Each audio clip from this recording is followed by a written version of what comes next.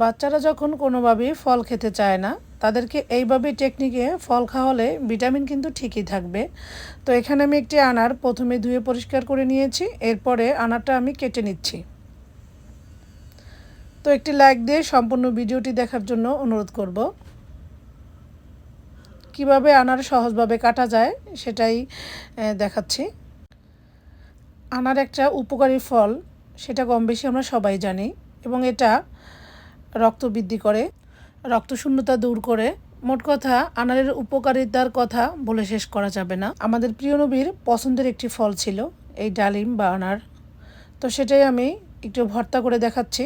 আমার বাচ্চারা একদমই চিবিয়ে ফল খেতে চায় না, তাই আমি অনেক ফ্রুটই এভাবে টেকনিকে তাদেরকে খাইয়ে থাকি। তো দুটো আনারই আমি মানে বিচিগুলো বের করে নিয়েছি, একটা অফ ক্যামেরায়, একটা ক্যামেরার সামনে আমি দেখি আপনাদের সাথে শেয়ার করি, কিন্তু বিচিগুলো বের করেছি।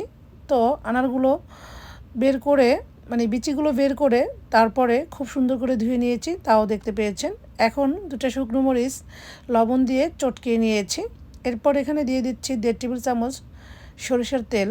তারপরে ঝালের জন্য আবারও 1 চা চামচ লাল মরিচের গুঁড়া দিয়ে দিচ্ছি সামান্য একটু চিনি। যদি আনাটা টক হয় তাহলে একটু চিনি দিয়ে দিবেন, আর মিষ্টি হলে চিনি দেওয়ার প্রয়োজন নেই।